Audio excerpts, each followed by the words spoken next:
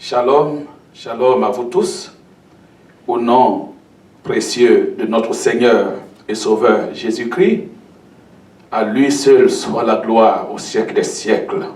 Amen. Je vous salue tous au nom de Jésus-Christ.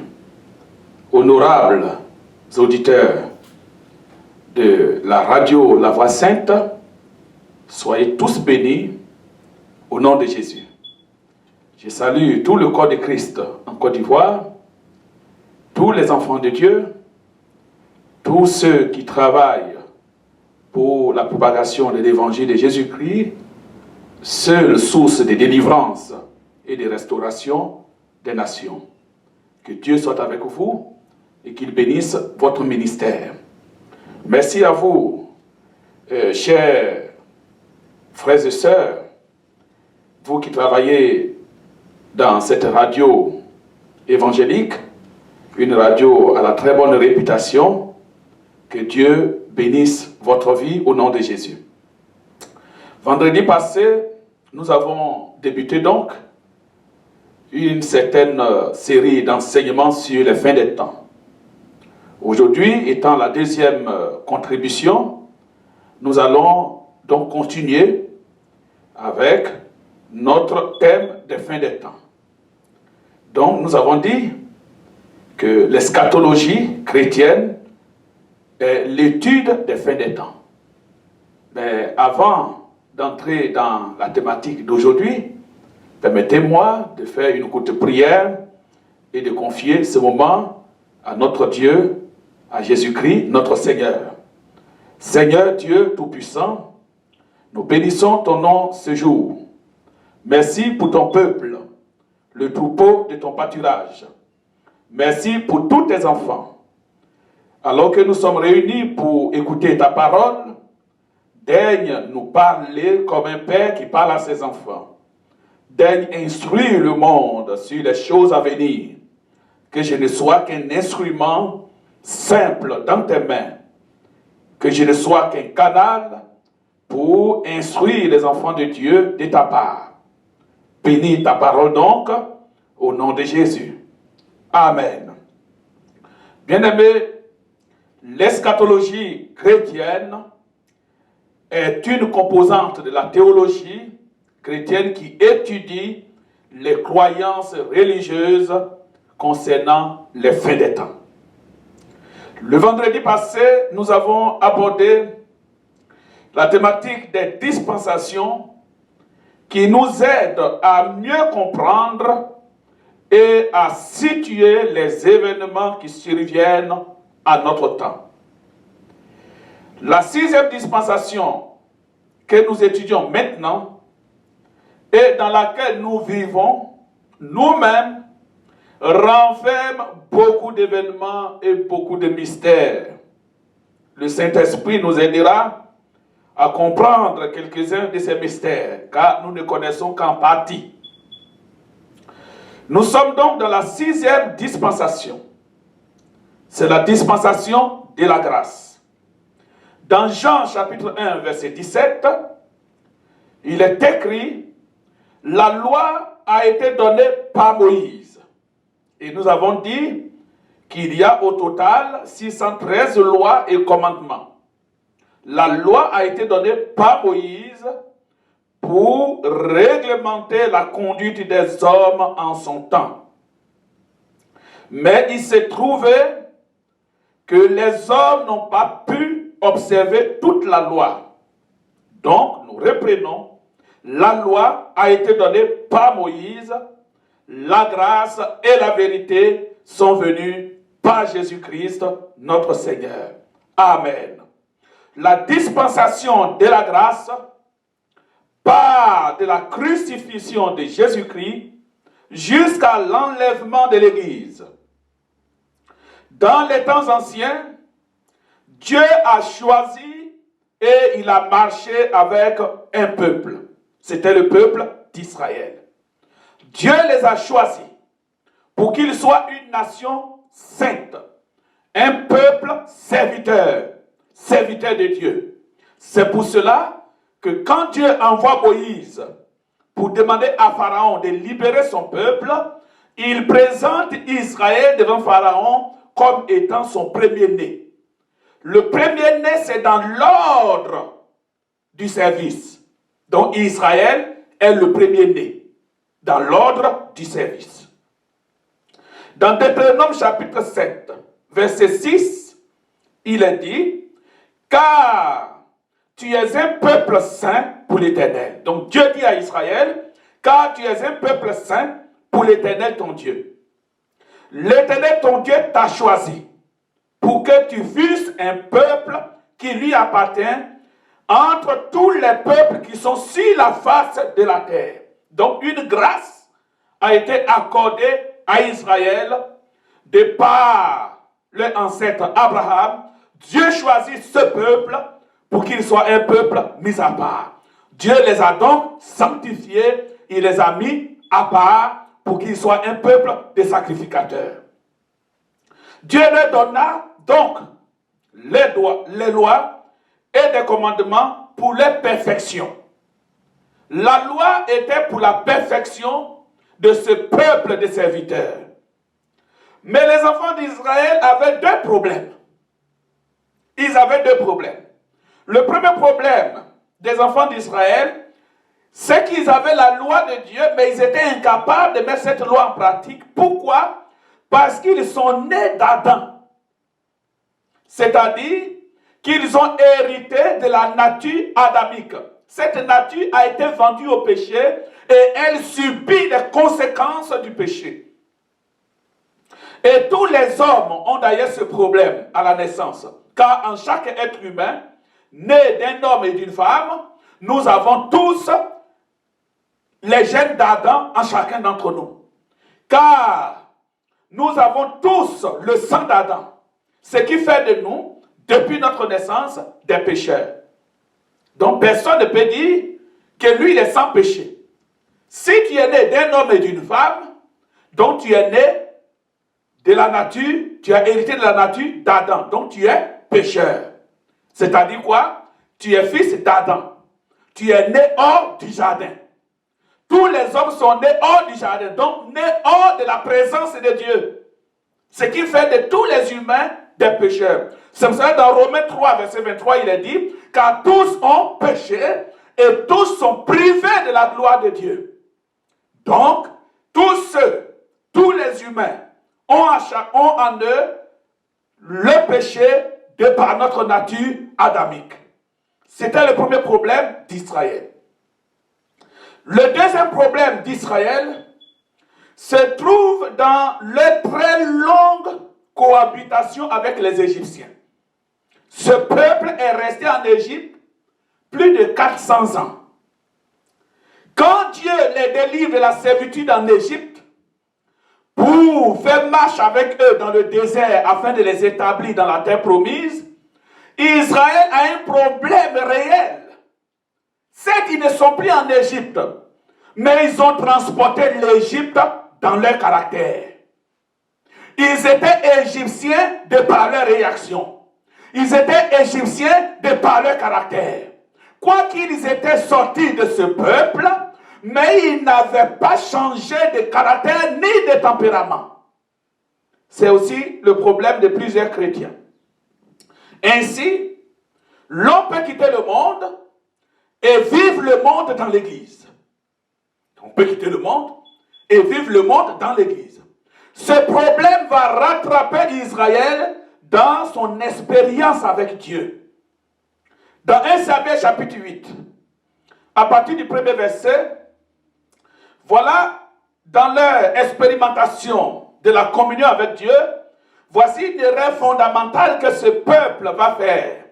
Parce que l'Égypte était en eux, dans leur caractère. Lorsque Samuel devient vieux, donc Samuel juge sur Israël, établi par Dieu, il établit ses fils juges sur Israël. Pendant qu'il est vieux, il a établi ses enfants pour juger les affaires d'Israël. Son premier-né se nommait Joël et le second Abijah. Ils étaient juges à Beersheba. Les fils de Samuel ne marchaient point sur ses traces, dont nous découvrons qu'on peut être un homme de Dieu et ne pas contrôler le caractère de nos enfants. C'est pour cela, j'ai toujours dit que la plus grande bénédiction dans le ministère, c'est d'avoir des fils héritiers.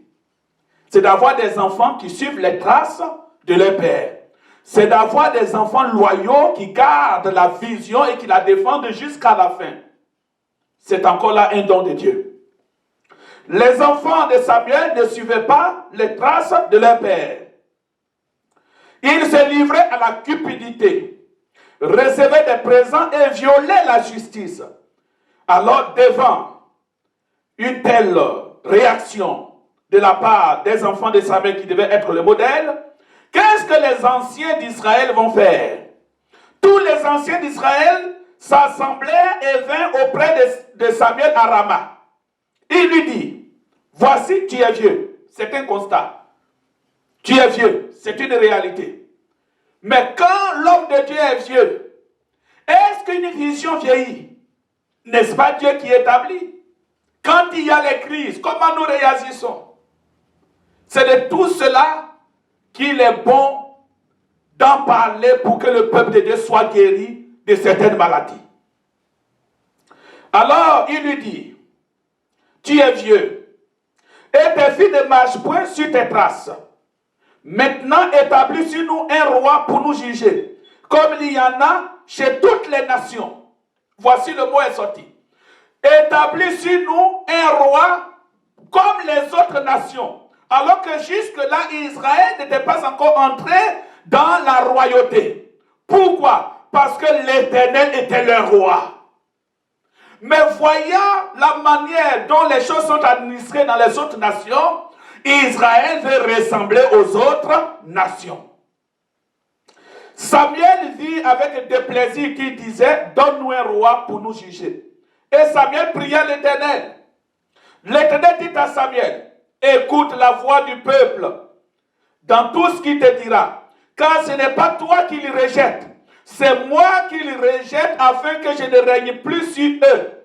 Ils agissent à ton égard comme ils ont toujours agi depuis que je les ai fait monter d'Égypte jusqu'à ce jour. Ils m'ont abandonné pour servir d'autres dieux. Alors, la nation d'Israël a rejeté prophétiquement, sans le savoir, Jésus-Christ, le roi divin. Ils l'ont rejeté sans le savoir. C'est pour cela, dans le temps de la grâce, quand Jésus entre à Jérusalem, dans Matthieu 23, le verset 37 au verset 39, il est dit, Jérusalem, Jérusalem, qui tue les prophètes et qui lapide ceux qui te sont envoyés. Combien de fois ai-je voulu rassembler tes enfants comme une poule rassemble ses poussins sous ses ailes, et vous ne l'avez pas voulu. Voici, votre maison vous sera laissée déserte. Car je vous le dis, vous ne me verrez plus désormais jusqu'à ce que vous disiez, béni soit celui qui vient au nom du Seigneur. Bien-aimé, la Bible dit, quand Jésus est entré à Jérusalem, puisqu'Israël prophétiquement a déjà refusé sa royauté, son règne sur eux, Jésus se lamente sur Jérusalem. Il se lamente sur Israël, sur le peuple de Dieu. Il dit, Jérusalem, Jérusalem, qui tue les prophètes et qui lapide ceux que Dieu t'envoie. Oh, si tu avais reconnu ces jours-ci. Mais puisque tu ne l'as pas reconnu, alors il ne restera ici pierre sur pierre qui ne soit renversé. L'entrée triomphale de notre Seigneur dans Jérusalem, assis sur un ânon, dans Luc 19, à partir du verset 41, il est dit, comme il approchait de la ville, Jésus, en la voyant, pleura sur elle et dit, si toi aussi, au moins en ce jour qui t'est donné, tu connaissais les choses qui appartiennent à ta paix, mais maintenant elles te sont cachées, elles sont cachées à tes yeux. Parce qu'il viendra sur toi des jours où tes ennemis t'environneront de tranchées, t'enfermeront et te serreront de toutes parts. Ils te détruiront, toi et tes enfants. Alors notre Seigneur, le vrai roi d'Israël, le Saint des Saints, En rentrant à Jérusalem, il pleure sur cette ville sainte parce que la ville n'a pas reconnu le jour où Dieu l'a visité. Ce refus prophétique d'Israël a ouvert donc une porte aux nations païennes que nous étions, aux peuples païens que nous étions. C'est la parenthèse de l'Église, le mystère caché de tout temps. Puisqu'Israël a refusé de reconnaître Jésus comme étant leur roi, alors le Seigneur a ouvert la porte pour les nations païennes. Dans Matthieu 11, verset 28, Jésus dit, « Venez à moi donc, vous tous qui êtes fatigués et chargés, et je vous donnerai du repos. » La grâce de Dieu va surabonder là où les péchés avaient abondé. Le Seigneur nous appelle, nous tous les païens. Donc depuis le temps où Israël a refusé, Dieu a ouvert une parenthèse pour dire aux nations païennes, puisque les ayants droit ne sont pas venus à l'invitation, vous tous qui n'avez rien, vous tous qui souffrez, venez, le salut est gratuit. Voici le temps de la grâce.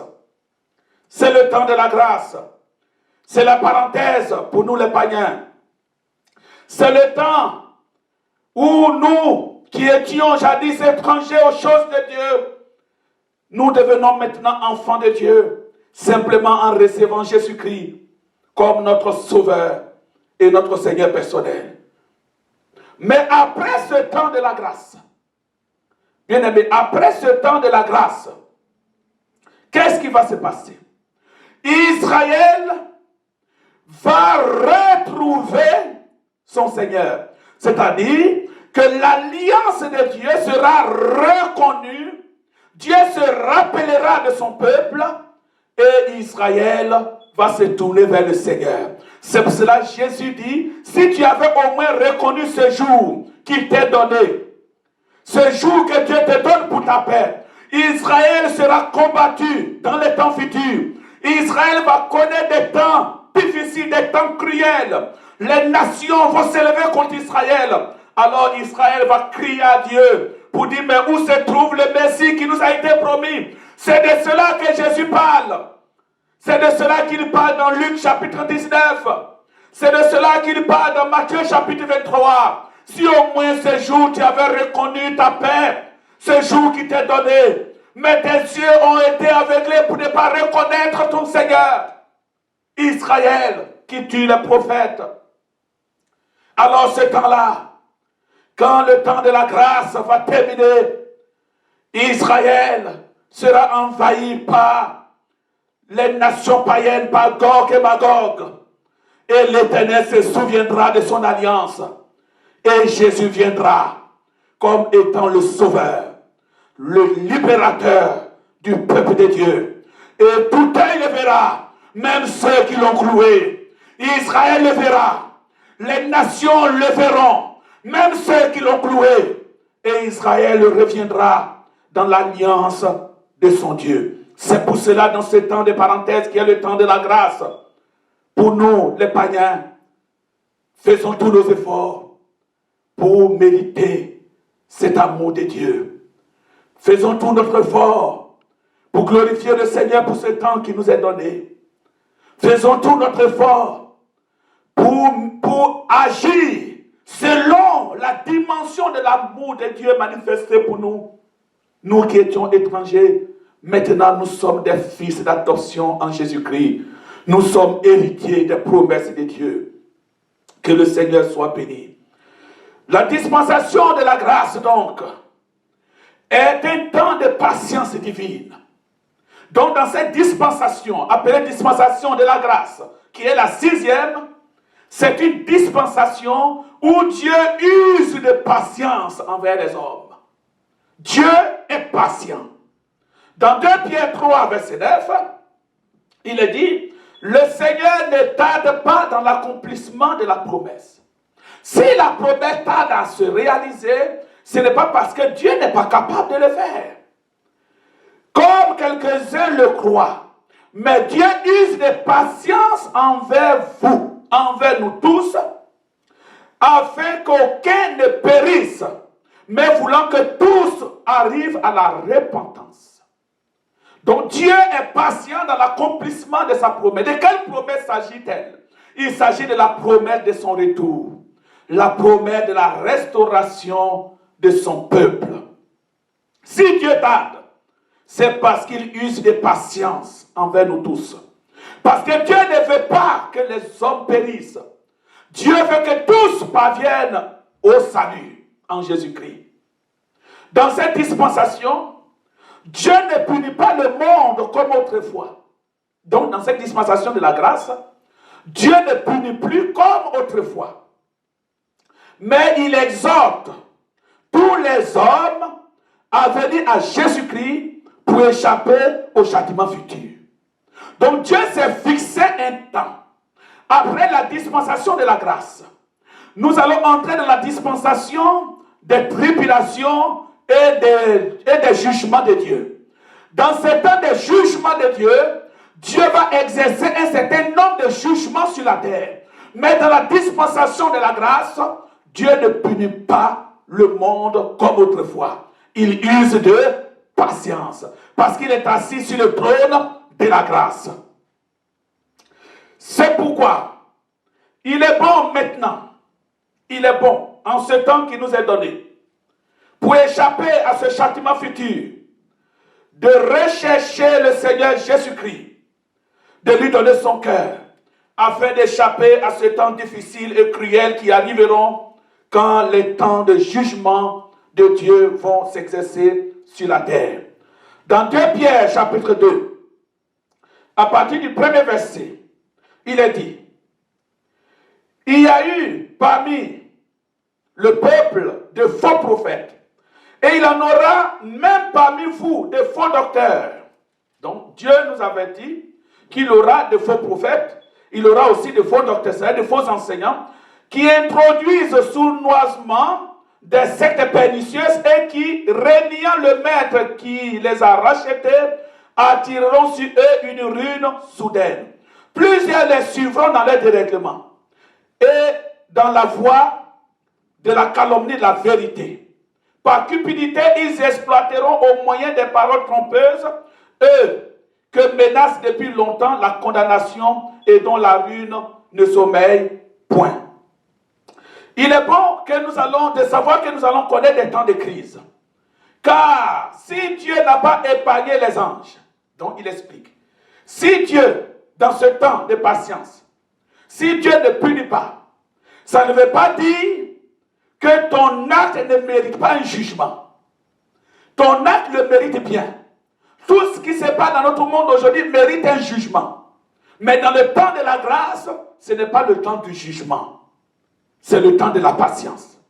Car si Dieu n'a pas épargné les anges qui ont péché, mais il les a précipités dans les abîmes des ténèbres et les réserve pour le jugement. S'il n'a pas épargné l'ancien monde, mais il a sauvé 8 personnes, dont Noé, ce prédicateur de la justice, lorsqu'il fit venir le déluge sur un monde impie, s'il a condamné à la destruction et réduit en cendres les villes de Sodome et de Gomorrhe, les donnant comme exemple aux impies à venir, et s'il a délivré l'ordre, le juste, profondément attristé de la conduite de ces hommes sans frein dans leur dérèglement, le Seigneur sait donc délivrer de l'épreuve les hommes pieux et réserver les injustes pour être punis. Surtout ceux qui courent après la chair dans un désir d'impureté et qui méprisent l'autorité. L'apôtre Pierre nous révèle un mystère. Il dit, quand Dieu a décidé de juger Sodome et Gomorrhe, Dieu a pris soin de retirer son serviteur Lot et toute sa maison. Dans ce temps de la grâce, nous sommes malheureusement confrontés à un certain nombre de crises et de calamités. Mais ces choses doivent arriver. Mais elles ne proviennent pas de Dieu. Elles sont l'œuvre des démons, de Satan, en collaboration avec les bêtes sauvages de la terre. comme la crise que nous vivons actuellement. Si Dieu devait être l'auteur de cette calamité présente, il aurait pris le soin d'enlever d'abord l'Église. Comme Dieu, avant de détruire Sodome et Gomorrhe, il a mis Lot et sa femme en sûreté, en sécurité, avant de juger cette ville impie. De même, le Seigneur, qui n'est pas un Dieu de confusion, avant de frapper le monde, il va d'abord enlever l'Église. C'est pour cela, dans cette 6e dispensation, il y a l'enlèvement de l'Église qui est prévu. Nous devons savoir toutes ces choses. Nous sommes donc dans le temps de la patience de Dieu. Dieu ne peut intervenir que si son Église est outragée. Donc le Seigneur n'exercera un jugement sur la terre que quand l'Église est persécutée, que quand la persécution contre l'Église est institutionnalisée. En ce moment, le Seigneur pourra intervenir pour frapper. Parce que Dieu, pour frapper le monde de cette manière, retirerait d'abord son Église, comme il a retiré Lot et sa famille avant de frapper Sodome et Gomorrhe. Donc ce temps de la grâce, temps de patience de Dieu, sera aussi un temps difficile. Nous appelons ce temps le temps dernier. Cette dispensation va dérouler un certain nombre d'événements. Donc dans cette dispensation de la grâce, nous allons vivre un certain nombre d'événements que nous allons étudier.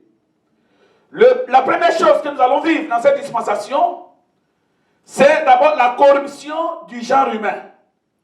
Il aura une telle corruption sur la terre qu'on n'en a jamais vécu depuis que le monde a été créé. Ensuite, deuxièmement, il aura le temps des nations. Donc la dispensation de la grâce introduira aussi le temps des nations. La troisième chose que nous allons certainement étudier parlera aussi de l'introduction des 4 cavaliers, préparant donc le règne de l'Antéchrist.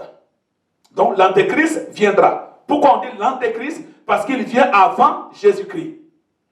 Et nous parlerons aussi de l'enlèvement de l'Église, qui est l'étape finale dans cette 6e dispensation. La dispensation donc de la grâce sera premièrement marquée par la corruption morale des habitants de la terre. Donc nous avons dit, la loi a subsisté jusqu'à Jean-Baptiste. Maintenant, nous sommes dans le temps de la grâce, qui part de la crucifixion de Jésus-Christ jusqu'à l'enlèvement de l'Église. Pendant cette dispensation, Dieu entre dans une période de patience. Israël est maintenant dans une parenthèse. Cette parenthèse concerne l'Église. Donc l'Église devient alors le gouvernement de Dieu présentement. Mais cette Église sera enlevée à la fin de cette 6e dispensation. Et quand l'Église sera enlevée, nous entrerons dans le temps de jugement de Dieu, où Israël, le royaume d'Israël sera restauré. Donc la première chose que nous allons vivre dans cette dispensation, en tant que calamité, c'est la corruption du genre humain. La dispensation donc de la grâce introduit un temps de corruption. Dans 2 Timothée 3, verset 1 au verset 5, il nous a cité un certain nombre de comportements auxquels nous ferons face dans ce temps dernier. L'apôtre Paul dit à son fils Timothée, il dit, sache donc mon fils, que dans les derniers temps, il y aura des moments difficiles.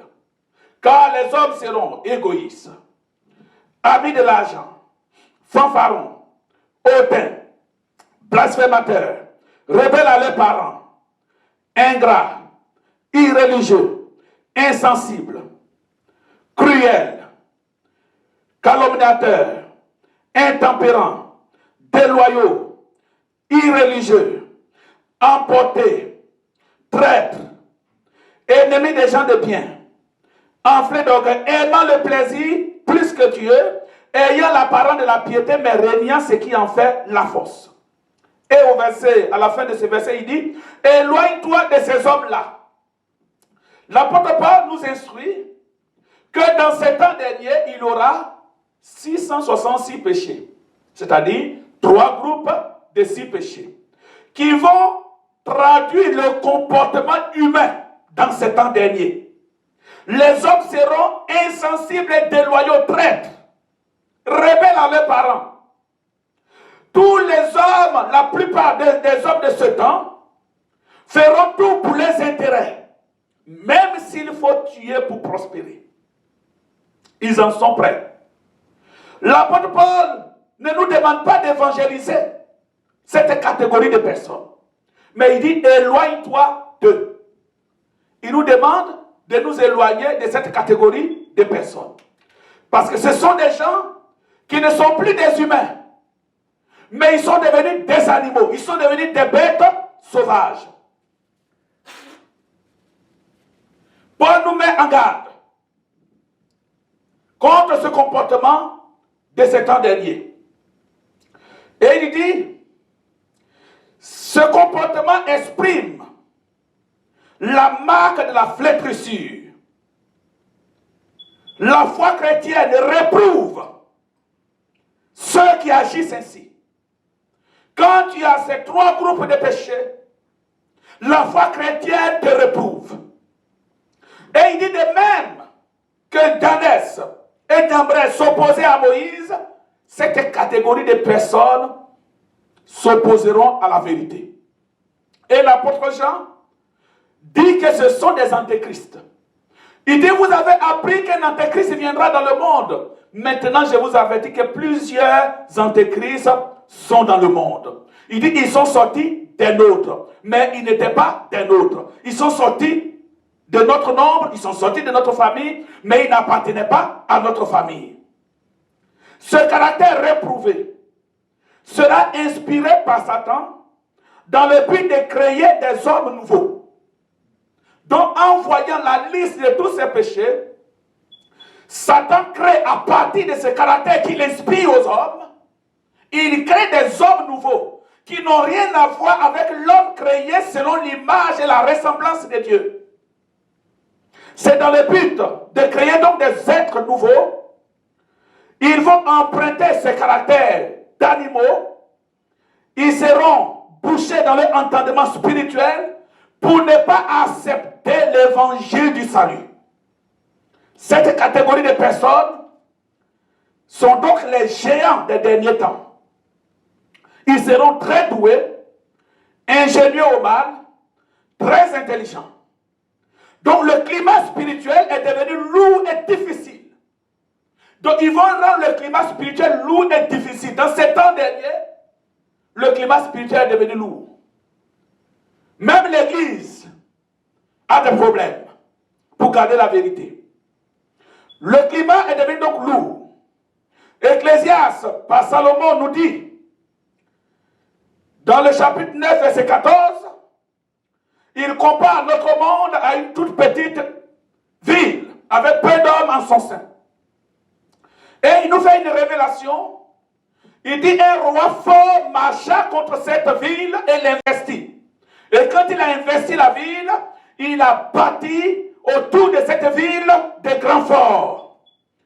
Bien-aimés, les hommes et les femmes sont emprisonnés spirituellement dans ces grands forts que Satan a bâtis.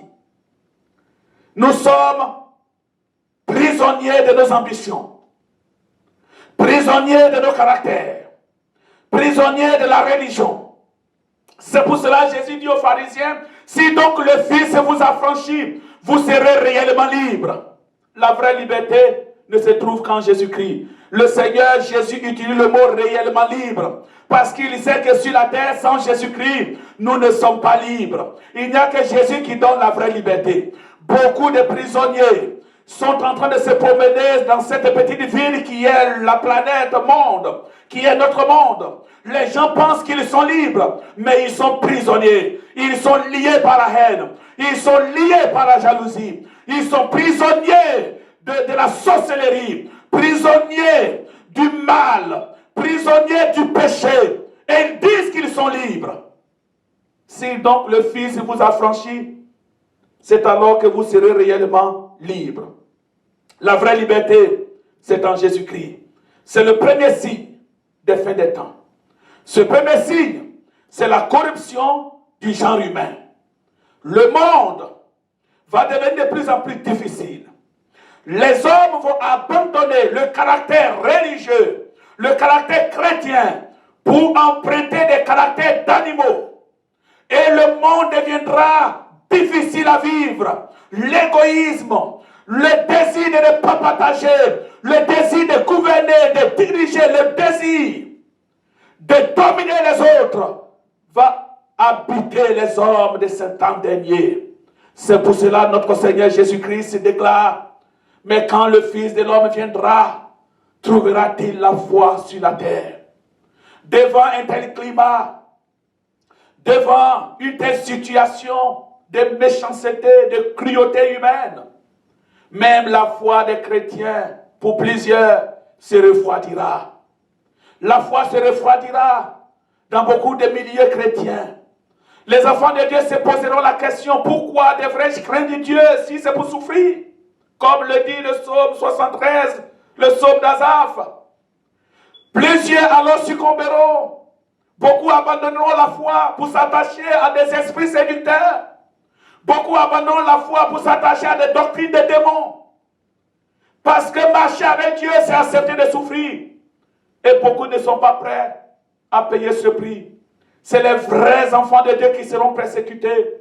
C'est les vrais serviteurs de Dieu qui seront calomniés. Et les bandits des grands chemins seront applaudis. Nous entendrons beaucoup de fausses doctrines, beaucoup de mensonges. Mais les gens aimeront écouter ce genre de choses plutôt que l'évangile de la croix. Le brisement par la puissance de la croix. Être brisé pour ressembler à Christ deviendra un message très rare. Dans cette dispensation de la grâce, dont il y aura la corruption du genre humain. C'est ça que Jésus a dit: ce qui arriva au temps de Noé arrivera de même à l'avènement du Fils de l'homme. Car les jours qui précédaient le déluge, les hommes ne se souciaient de rien. Il le dit dans Matthieu 24. Les hommes ne se souciaient de rien. Les hommes sont entrés dans un temps d'insouciance totale. L'homme veut vivre sans Dieu. Et c'est cette nouvelle catégorie de personnes que Satan est en train de métamorphoser, de créer de nouveau, avec des caractères d'animaux. C'est pour cela que l'Antéchrist est appelé la bête. Parce qu'il va réfléchir comme un animal. Et les petits démons sont entrés dans le monde. Ces esprits que l'apôtre Jean appelle plusieurs antéchrists, ce sont des caractères d'animaux. Ils seront même dans l'église, mais ils sont insensibles. Ils sont là pour détruire. Ils sont là pour conditionner le climat, pour le rendre favorable au règne de leur futur maître. Un règne qui ne durera pas.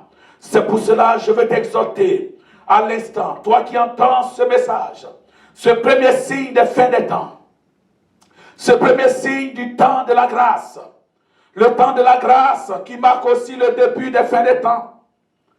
C'est la corruption du genre humain. On peut vivre au milieu d'eux et ne pas ressembler aux autres. Lot et sa femme ont vécu à Sodome et Gomorrhe, mais ils ne sont pas devenus des Gomorriens. Ils ne sont pas devenus des Sodomiens.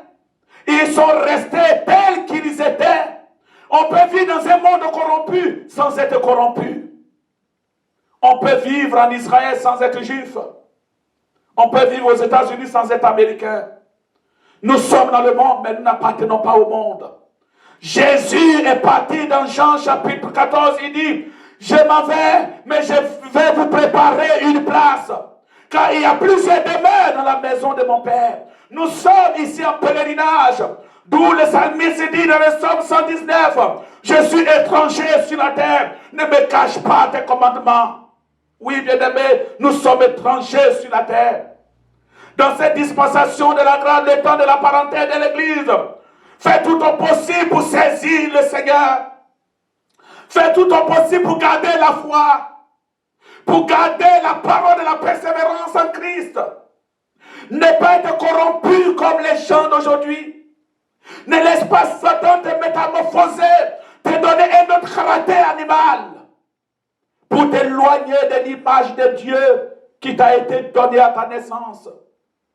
C'est par la grâce que tu es sauvé. Par le moyen de la foi. Garde la foi en Jésus-Christ.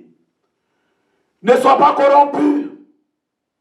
Noé a prêché la repentance pendant 400 ans. C'était le seul message qu'il avait, puisque c'est le seul message qu'il a reçu de Jésus, qu'il a reçu de Dieu. Toi aussi, le message que tu as reçu du Seigneur Jésus-Christ, prêche-le. Ne change pas de thème. Ne cherche pas à ressembler aux autres. Tu n'es pas les autres. Tu es ce que tu es en Christ. Garde ton identité. Garde ta marque de particularité en Christ. Garde la foi. Demeure ce que tu es en Christ. Et tu auras la couronne de grâce. Tu auras la couronne de vie. Tu auras la couronne de la persévérance. Jésus est un bon payeur. Dans ce temps dernier, ce premier signe, c'est la corruption du genre humain. Et moi je dirais, c'est le changement du caractère de l'homme. C'est la métamorphose des hommes. Pour qu'ils ressemblent de plus en plus à l'esprit d'Antéchrist. Pour qu'ils ressemblent à Satan. Pour que l'homme devienne comme un ennemi de la parole de Dieu. Satan a inspiré ce comportement. Les hommes ont perdu la compassion que Dieu leur a donnée à la naissance. Les hommes ont perdu la sensibilité que Dieu nous donne à notre naissance. Nous sommes métamorphosés. Seul Jésus nous permet d'aimer les autres. Seul l'amour de Dieu nous permet d'aimer notre prochain. Mais Satan a inspiré des caractères nouveaux. Alors nous verrons la création de plusieurs mouvements de défense des droits de l'homme. Toutes ces choses, c'est du mensonge. La réalité, il travaille pour le même maître. Satan est le Dieu de la confusion. Il travaille pour le même maître. C'est la confusion totale. Il n'y a de salut en aucun autre. Tu peux être ton Noé dans ce temps dernier. Tu peux être Joseph dans ce temps dernier. Noé était différent des gens de son époque. Joseph a été en Égypte. Il a résisté au prix de la prison. Il a résisté à la femme de Potiphar. Il a résisté, même dans la prison. Il n'a pas vendu son droit d'aînesse. Et au temps marqué, Dieu l'éleva. Dans la souffrance, au temps marqué, Dieu nous élève toujours. Le temps d'élévation des chrétiens arrive. Le temps de la distinction chrétienne arrive. C'est le temps de la gratification.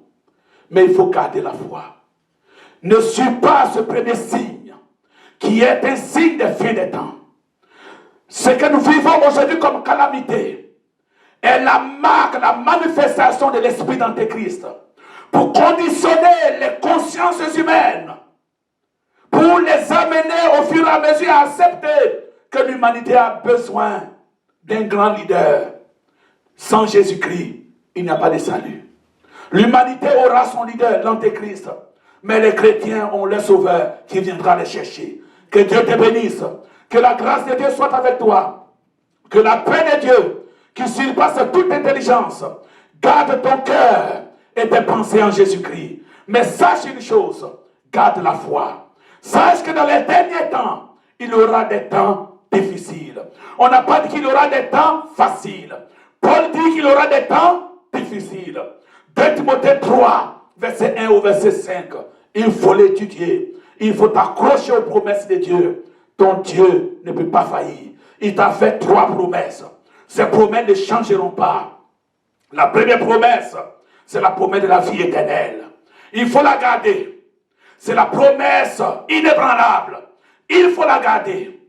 La deuxième promesse, c'est la promesse du Saint-Esprit. Elle est descendue le jour de la Pentecôte. Et la troisième promesse, que Jude appelle la bienheureuse espérance, c'est le retour de Jésus-Christ et ton enlèvement pour bientôt, où tu seras consolé avec ton Père Céleste, tu seras consolé avec les saints, tu seras consolé avec Jésus-Christ. Il essuiera tes larmes pour toutes ces douleurs que tu as endurées à cause de son nom et pour le témoignage de Christ. Alors garde cette promesse inébranlable.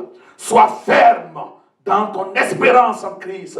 Garde la foi. Ne ressemble pas aux autres. Garde ton identité. Garde la foi en Christ. Même si tu es calomnié, le Seigneur est avec toi. Ne change pas. Reste ce que tu es en Christ. Et Dieu t'éclairera. Encore une fois, que Dieu te bénisse. Au nom de Jésus. Amen.